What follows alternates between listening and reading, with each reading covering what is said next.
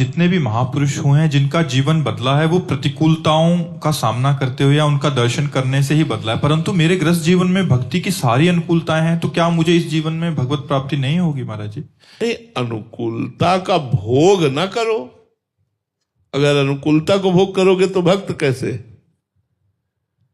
अनुकूलता का भोग नहीं। हमारे पास अनुकूलता ये ठाकुर जी की सेवा के लिए, पति पुत्र परिवार सब सही है, खूब खान पान की व्यवस्था है, तो खूब ठाकुर सेवा करो, संत सेवा करो, गरीबों की सेवा करो, बीमारों की सेवा करो, परिवार की सेवा करो, नाम जप करो।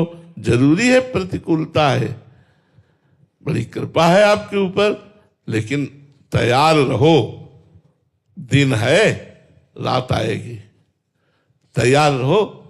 ऐसा ना सोचो सब दिन होत ना एक समान। प्रतिकूलता कदम पे कदम हमारी आध्यात्मिक प्रकाश को प्रकाशित करती है। हमारा जीवन प्रतिकूलताओं से भरा रहा है और आज भी भरा है। कि आपको तो अभी छोड़ देना चाहिए महाराज। अब उनको हम क्यों कहें? उनकी इतनी कृपा है कि ऐसी प्रतिकूलता में भी वो सत्संग करवा रहे हैं, ऐसी प्रतिकूलता में भी वो भागवती दिनचर्या चलवा रहे हैं। आपकी जय हो प्यारे, आपका मंगल हो प्यारे, आप सुखी रहो प्यारे, आपने बहुत कृपा की है, बहुत कृपा हमारे ऊपर है। ये तो हम आपको दर्शन करा रहे, बकाया हमें प्रतिकूलता का बोध नहीं है। हमें प्रतिकूलता का, आपको सच्ची कहते हैं, हमें प्रतिकूलता का बोध नहीं कि मेरे प्रभु ने प्रतिकूलता दी, मुझे कृपा ही कृपा दिखाई दे रही। सभी महापुरुषों के चरित्रों में तो महाराज जी यही आता है, इतनी बड़ी प्रतिकूलता की एक आम इंसान हिल जाए महाराज जी। भक्तमाल में चरित्र पढ़ने को मिलते हैं, ब्रज के भक्तों में मिलते हैं, तो महाराज जी ऐसा क्यों? महाराज जी साधकों के साथ तो ठीक है कि उसको तपाया जाता है, पर सिद्धावस्था में भी महाराज जी ऐसा? मुख्य बात यह रहती है कि उनके अनंत जन्मों का हिसाब किताब बराबर होना है। अब उनका आखिरी जन्म है और देह से उनका कोई संबंध रह नहीं जाता, तो फटाफट देह में प्रतिकूलता के ऊपर प्रतिकूलता दे दे करके अनंत जन्मों का हिसाब ठाकुर जी निकाल देते हैं और वो भगवान के धाम को चला जाता है।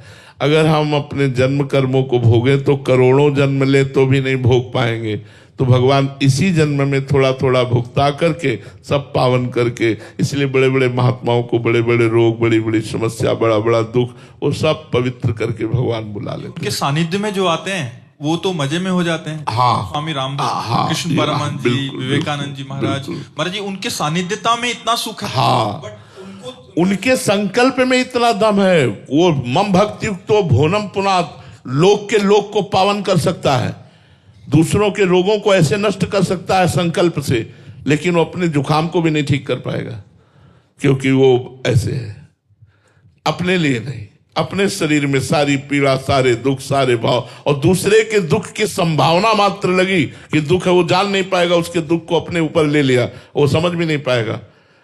सब अगर समझ जाए तो फिर उनके लिए बिक जाए कि हमारे को इतना प्यार करते हैं, समझने ही नहीं देते संत महापुरुष, और दूसरे के प्रारब्ध को लेकर अपने शरीर में भोग करके, अपने शरीर के प्रारब्ध को भोग करके और भगवान के धाम को जाते हैं। इसलिए संतों को सबको ही नमन करता है कि वो दूसरों के पापों का नाश करते हैं, दूसरों के प्रारब्ध को स्वयं भोगते हैं और भगवान को रिझा करके, भगवान के यश का गान करके, भगवान में परम तृप्त होते हुए, आनंदित होते हुए शरीर छोड़ते हैं। महाराज जी इसमें एक, जैसे महाराज जी महापुरुष जन के जो सानिध्य में रहते हैं, जो उनके आगे कोई उनके कष्ट आए सामने किसी शरणागत के यहाँ, तो वो महापुरुष इतने कृपालु हैं कि उनका समाधान कर देते हैं, अगर वो भी सही नहीं है तो। हाँ महाराज जी, वैसे ही ठाकुर जी के सानिध्यता का अनुभव करते हैं वो महापुरुष, तो ठाकुर जी महाराज जी, तो ठाकुर जी अंदर बैठ के देख रहे ना, उसके मन को अपने आनंद में डुबो देते हैं और तन को भोग दे देते हैं। तो तन में, जैसे डॉक्टर यहाँ ऑपरेशन करता है तो यहाँ शून्य का सुई लगा दिया, अब उसको पता है कि जो मैं चाकू मार रहा हूं इसमें इसको बिल्कुल कष्ट नहीं होगा क्योंकि मैंने पहले शून्य कर दिया है। ऐसे ही भगवान अपने भक्त की इतनी ऊंचाई मन की कर देते हैं आनंद में कि भगवान को पता है कि मैं इसका ये दर्द दूंगा तो ये दर्द इसे परेशान नहीं करेगा, क्योंकि इसके मन को पहले से आनंद रूपी इंजेक्शन लगा चुके हैं। अब वो आनंद में मस्त है, दर्द है तो क्या है, कोई परेशानी नहीं। तो भगवान सर्वज्ञ है ना, ऐसा कष्ट नहीं देते। जिसमें भक्त विकल होकर भगवान को भूल जाए, ऐसा तो नहीं देते। मतलब उनकी चिंतन की वृत्ति हमेशा बनी रहती। हाँ, आनंद में बनी रहती, सब में रहती, आनंद में बनी रहती है। अभिषेक जी उत्तराखंड से। राधे राधे महाराज जी।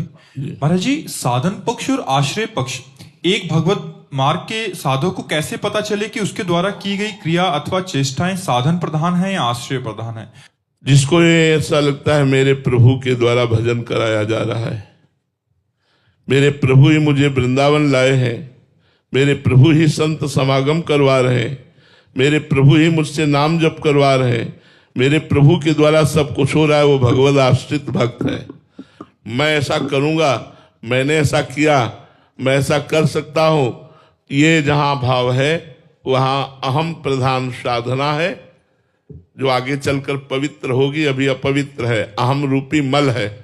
और जिसमें होता है कि प्रभु के द्वारा हो रहा है, वो आश्रित जन होता है। प्रभु के द्वारा जो साधन होता है वो निर्विघ्न होता है और वो भगवत प्राप्ति कराने में समर्थ होता है। लेकिन जो अहम प्रधान साधन होता है उसमें विघ्न पड़ता है और वो एक बार गिरता है और उसका अहंकार चूर होता है, तब फिर वो भगवत आश्रय लेकर भगवत मार्ग में बढ़ता है। जी। रेणु दुबे जी। राधे राधे महाराज जी। महाराज जी, आत्मबोध होने की बात आपसे हमेशा सुनी है। महाराज जी, आत्मबोध कैसे हो? कभी कभी मन बहुत बेचैन हो जाता है और बहुत रोना भी आता है, ऐसा लगता है कि क्या जीवन व्यर्थ हो जाएगा अगर नहीं हुआ तो? आत्मबोध होने के लिए तो बहुत बड़ी साधना है, पर सरल साधना ये है कि हम श्री भगवान को रिझा लें। सोई जाने जेहि देहु जनाई और जानत तुम्हें तुम्हें हो जाए। भगवान को प्रसन्न कर ले तो भगवान अपने आप को जना देंगे। भगवान सबकी आत्मा है। जे ही तुम भगवान को जाने सोई तुम भगवत स्वरूप अपने आत्मा का बोध हो जाएगा आपको। सोई जाने जेहि देहु जनाई जानत तुम्हें हो जाई, वो भगवत स्वरूप हो जाता है। ब्रह्मविद ब्रह्म भवति। यदि ऐसा ना हो तो फिर सदगुरुदेव को साक्षात पर ब्रह्म परमात्मा अपनी आत्मा मानकर हम उनकी आज्ञा का पालन करें, उनके अनुसार बताए हुए वेदांत दर्शन का श्रवण करें, वेदांत पद्धति के अनुसार हम साधना करें, तो हमें आत्मबोध प्राप्त हो जाए। दो भाव है, एक तो भक्ति के द्वारा भगवान की प्रसन्नता और भगवान के द्वारा आत्मबोध होना। एक गुरुदेव की भक्ति, गुरुदेव के द्वारा सांख्य योग का उपदेश, वेदांत दर्शन का उपदेश, उसके चिंतन मनन के द्वारा स्थूल सूक्ष्म शरीर, तीनों कारण शरीर, तीनों शरीरों का राग त्याग और निरंतर अपने स्वरूप में स्थिति, ये दोनों मार्ग हैं। मार्ग में चलने के लिए सदगुरुदेव का वर्ण करना अत्यंत अनिवार्य है। लवप्रीत सिंह जी पंजाब से। राधे राधे महाराज जी। महाराज जी, जब गुरु नानक देव जी आए थे तब उन्होंने संसार में जगह जगह भ्रमण किया था और प्रभु का गान करने का सबको संदेश किया था, जिसकी वजह से उनके दर्शन के लिए लोग दूर दूर से आते थे। अब वही दृश्य हम आप जी के रूप में भी देख रहे हैं। आपकी वाणी की वजह से लोग दूर दूर से आपके दर्शन के लिए आते हैं। महाराज जी, हमें भी आपकी वाणी से बहुत मदद मिली और नाम जप को और तेज करने के लिए हम प्रयासरत हैं। जैसे एक छोटा बच्चा चलता है, फिर गिरता है और माता पिता उसे संभालते हैं और फिर वो दौड़ता है, वैसे ही हमारे साथ हुआ है। महाराज जी, आपकी वाणी की वजह से हम। हाँ, हमारे में कुछ नहीं है, खोखा है, इसके अंदर बैठ करके वही परमात्मा बुलवा रहा है, वही परमात्मा सब कुछ कर रहा है। तो पांच भौतिक ढांचा है। गुरु नानक साहब तो साक्षात भगवान है, वो तो भगवान अवतरित हुए थे नानक साहब के रूप में। हम तो उनके दासों के दास हैं, उनके चरण रज के आश्रित हैं।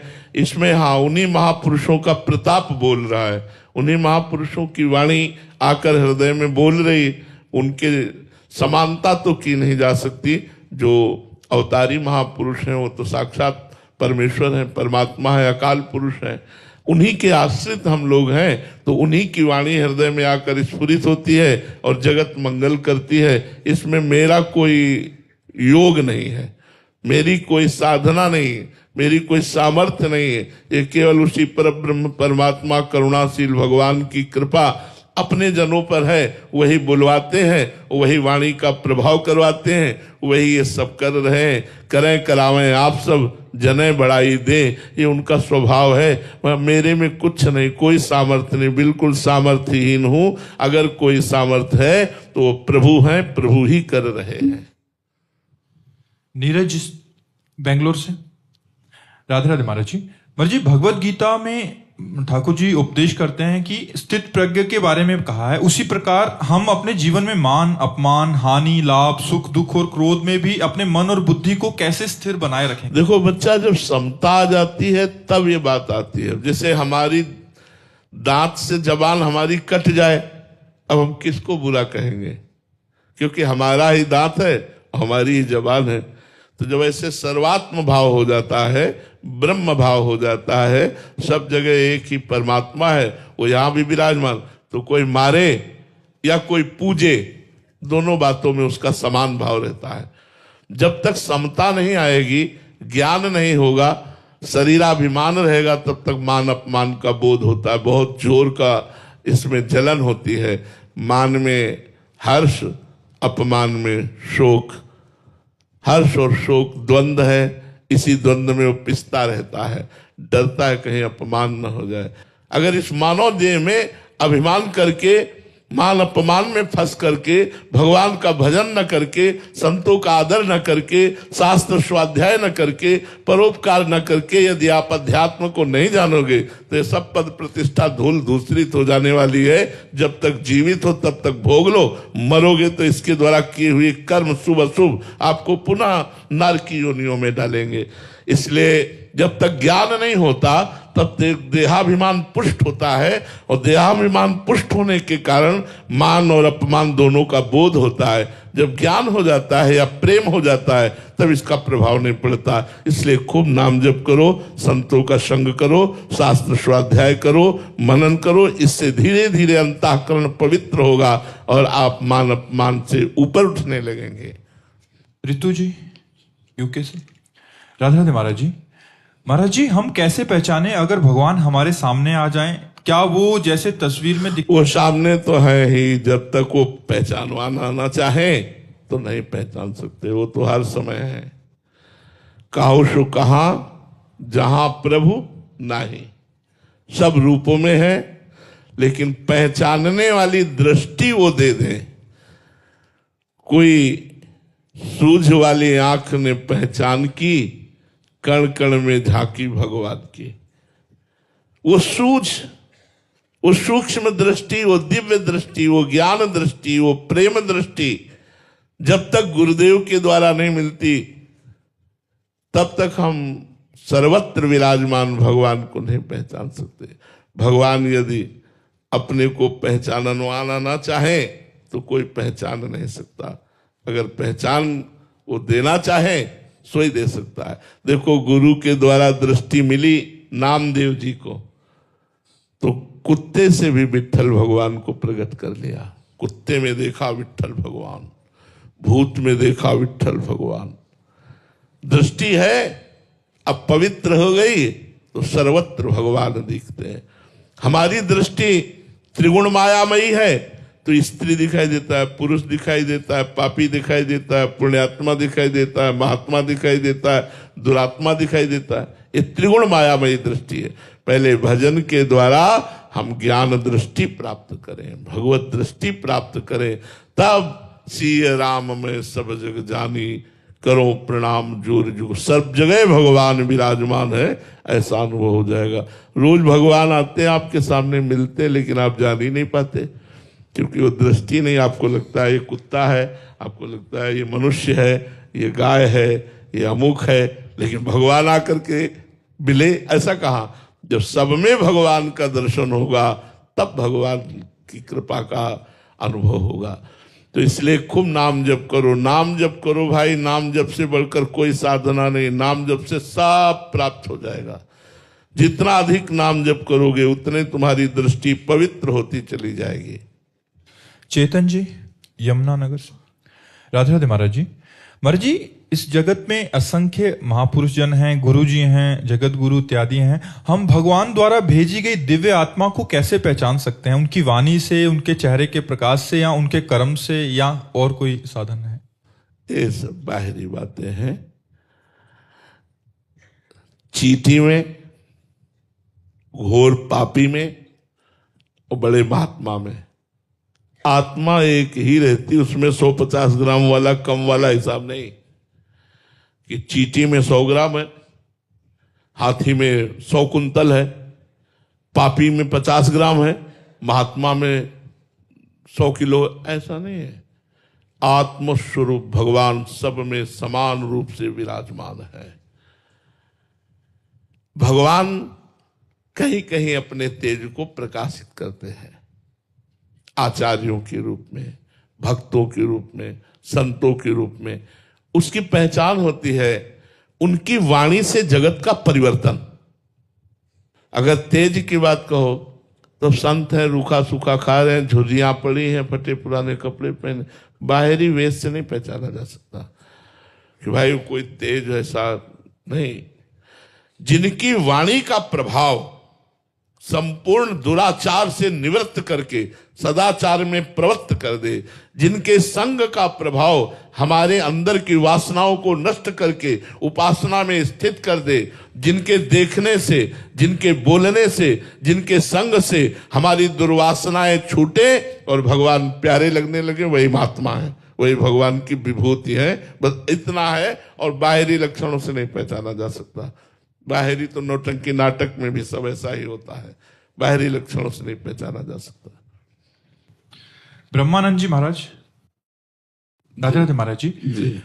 महाराज जी, भगवत गीता जी, रामायण जी, या तत्व सिद्धांत आदि भक्ति और वेदांत में महाराज जी क्या भेद है? इनका विचार एक है या अलग अलग है महाराज जी? थोड़ी दूर तक साधना एक है, कुछ साधना एक है। जैसे पांचों ज्ञानेंद्रियों को मन के सहित परमात्म चिंतन में लगाना, ये प्रारंभ से होगा सबका, क्योंकि आत्मचिंतन में तो बाद की बात है, पहले परमात्म चिंतन में लगाना। इसीलिए गुरु जी मंत्र देते हैं, मान लो प्रणव है, सोहम है, अहम ब्रह्मास्मि है, ज्ञान में इधर भगवान का नाम है, मंत्र है, उपासना है। दोनों का पहला कर्तव्य है संसार का चिंतन छोड़ना, चाहे वो अष्टांग योग हो, चाहे वो सांख्य योग हो, चाहे वो कर्म योग हो, चाहे वो भक्ति योग हो।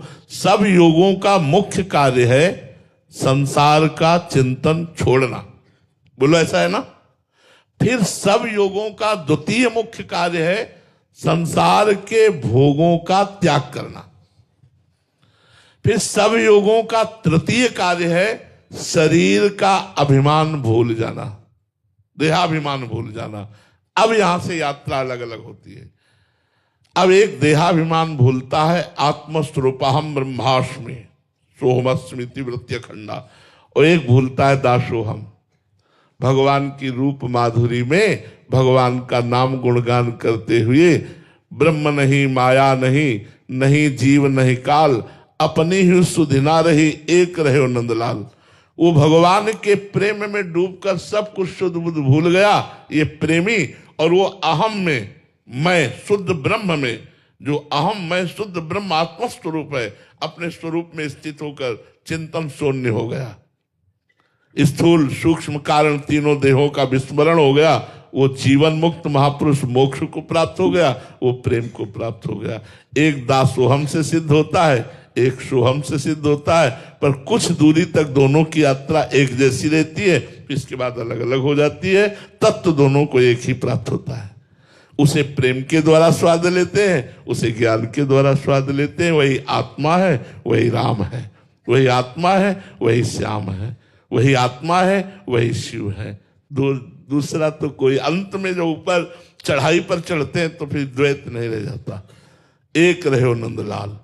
अपना विस्मरण हो जाता है, भक्त को भगवान की स्मृति में डूब जाता है। ज्ञानी को सबका विस्मरण हो जाता है, केवल अपनी स्मृति में डूब जाता है, अपने आत्मस्वरूप की स्मृति में। ये देह अपना स्वरूप नहीं है, अपना स्वरूप इससे अलग है। गुरु प्रताप से उसी स्वरूप में डूब जाता है। समझ पा रहे हैं आप जी? निधि जी सिंगापुर से, राधे राधे महाराज जी। महाराज जी ये प्रश्न बहुत जो इस साधन मार्ग में चलते हैं, नए नए प्रवचन आदि सुन के उनके मन में आता है कि मैं बहुत समय से दीक्षा लेने की सोच रही हूँ, पर हर बार मन ये सवाल उठाता है कि यदि मैं निर्वाह नहीं कर पाई तो मेरा कोई अपराध बन जाएगा, और मतलब फिर मेरे को नहीं, में क्या करना? डरो मत। कोई अपराध बन जाएगा तो अपराध मोचन भी तो वही करेंगे हम जिनकी शरण में है। हमको तत्काल इस विषय पर कदम उठाना चाहिए कि हम कल जिए कि न जिए, शाम तक श्वास रहे कि न रहे, लेकिन यदि हम गुरुमुख हो गए, गुरु की शरण में हो गए और उनके बताए हुए नियमों के अनुसार कुछ भी चल पाए तो हमारा मंगल हो जाएगा। हमारे गुरु जी हमें नरक जाने से बचा लेंगे, हमारे गुरु जी हमारा कल्याण कर देंगे, हमारा मंगल कर देंगे। गुरुमुख होकर के ही शरीर छोड़ना चाहिए, और कब छूट जाए शरीर इसका पता नहीं। इसलिए ये मत डरो कि कहीं कोई अपराध बन जाएगा, हम निर्वाह ना कर पाए। निर्वाह करवाएंगे गुरुदेव। तुम तो केवल गुरुदेव की शरण में हो, गुरुदेव के हाथ की कठपुतली बन जाओ, सब निर्वाह हो करवा लेंगे। सारी सामर्थ्य गुरुदेव की काम करती है। हम आपसे सच्ची कहते हैं, हम में कोई सामर्थ्य नहीं, गुरुदेव इष्ट की कृपा काम कर रही। वैसे ही आप शरण में हो जाओ, शरण में हो जाओ तो वो तुम्हारी रक्षा करेंगे, वो तुम्हें चलाएंगे, वो तुम्हें बल देंगे। पहले शरण में तो हो, डरो मत कि कोई अपराध बन जाए। अपराध बन जाएगा तो अपराध मोचन भी तो वही करेंगे। हम उनकी शरण में, हम उनके बच्चा हैं, कहाँ जाएंगे? अगर माँ की गोद में बच्चा शौच कर देता है तो कोई अपराध माना जाता है क्या? क्योंकि वो बच्चा है तो हम बच्चे ही हैं, हम गुरुदेव के सामने बच्चे ही हैं। यदि हमारे द्वारा कोई त्रुटि हो जाती है, गलती हो जाती है, तो गुरुदेव इतने कृपा सिंधु हैं कि वो मानते ही नहीं, वो कृपा करके क्षमा कर देते हैं। इसलिए आप गुरुदेव की शरण में होइए, समय नष्ट मत कीजिए, साधना में लगिए। एक दो इसमें जो संशय रहते हैं, एक है कि जैसे संसार में रहते हैं बहुत सारे लोग हैं जो अलग अलग ऑफिस में काम करते हैं, तो उनका एक संशय बड़ा रहता है कि जैसे इसमें खाने के नियम होते हैं, तो कभी गलती से खा लिया, कोई बात नहीं, कोई बात नहीं। हाँ, ये चीज गलती से हम मांस ना खाएं, गलती से हम अंडा ना खाएं, लेकिन अगर प्याज लहसुन पड़ा हुआ भोजन मिल गया है और ऐसे पा लिया है, तो देखो हम आपसे स्पष्ट कहते हैं कि प्याज लहसुन पाना कोई पाप नहीं है, क्योंकि इसमें किसी की हत्या नहीं है। जैसे आलू पैदा होती है, ऐसे ये प्याज लहसुन पैदा होता है, पर ये घोर तमोगुणी है। इसलिए हमारे संतों ने, हमारे भगवत समाज ने इसे त्याग किया है कि ये तमोगुण प्रमाद पैदा कर देगा, पाप प्रवृत्ति पैदा कर देगा, निद्रा आलस्य प्रमादोत्थम तत्तामस मुदाहृतम। इसलिए इसका त्याग किया गया है। यदि आप दीक्षा लिए हो, ना पाओ बहुत अच्छा है, लेकिन सर्विस में हो, आपकी रसोई में वही बनता है, तो आप भगवान नाम लेकर पाओ और खूब नाम जप करो, मंत्र जप करो। इसलिए कह रहा हूं कि कम से कम नाम जप और मंत्र जप तो होगा। आप उसके लिए कि जब हम प्याज लहसुन छोड़ेंगे तब हम नाम जप करेंगे, तो पता नहीं हम जिए कि ना जिए। प्याज लहसुन को निमित्त बनाकर हमारा जीवन व्यर्थ चला जाए, नहीं, बिल्कुल ऐसा नहीं। बहुत से विद्यार्थी हैं, बहुत से हमारे सर्विसमैन हैं, बहुत से व्यापारी हैं जो देश विदेश जाते हैं। हम ये प्रार्थना करेंगे कि आप मांस मत खाओ, आप शराब मत पियो, आप अंडा मत खाओ। इसमें दूसरे जीवों की हिंसा और अपनी बुद्धि का भ्रष्ट होना। लेकिन अगर कहीं ऐसा, कोशिश करो कि प्याज लहसुन ना पाओ, लेकिन अगर ऐसा है कि आप बिना प्याज लहसुन के भोजन के मिलता ही नहीं है, तो आप पाओ और राधा राधा जपो, आपका मंगल होगा, आपका कल्याण होगा। निश्चित समझो, आप इसमें डरो मत। दूसरा डर ये रहता है महाराज जी कि जैसे गुरु द्वारा कुछ नियम मिले जाते हैं, जैसे 11 माला करनी है, तो कभी छूट गया तो फिर बड़ा अपराध लग जाएगा। देखो उसके नियम बताए। जैसे हम मान लो बोला कि 11 माला आपको करना है, अब आपके आज के 11 माला गए, अब कल बैठ के 22 माला जपने का टाइम नहीं है, तो 12 माला कर लो। 11 दिन 12 माला कर लो, हो गया। एक एक माला रोज बढ़ाते चले जाएंगे तो 11 माला का क्रम पूरा हो जाएगा। 2 माला बढ़ा दिया तो और कम हो जाएगा, 3 माला बढ़ा दिया तो और कम। हम इस तरह का जोड़ रखे। मानो 2 दिन हम 11 दूनी 22 माला जपना चाहिए, हम नहीं जप पाए। अब हम जपना जब शुरू करेंगे तो 22 को हम पूरा करेंगे। एक एक दो दो माला रोज बढ़ा करके 22 संख्या को पूरा कर देंगे, गुरु आज्ञा पूरी हो गई। पर जी एक और रहता है कि कभी 15 दिन हॉस्पिटल में रहना पड़ गया तो कितने पीछे छूट जाएंगे, फिर वो पूरा ही छूट जाएगा। नहीं, अस्वस्थ अवस्था में नियम का पालन ना होने पर उसे अपराध नहीं माना जाता। यदि आप बीमार हो, 20 दिन 25 दिन आपसे बिल्कुल भजन नहीं हुआ, तो वो आपका अपराध नहीं माना जाएगा, क्योंकि आप अस्वस्थ हैं। स्वस्थ अवस्था में, अब जैसे बेटी का ब्याह है, वो कार्यक्रम में फंसा हुआ है, वो 11 माला लेके थोड़ी बैठेगा, वहां तो बहुत से कार्यक्रम है, तो 2 दिन 3 दिन 4 दिन उत्सव संपन्न किया और एक एक माला रोज बढ़ा दिया, महीने में पूरा हो जाएगा।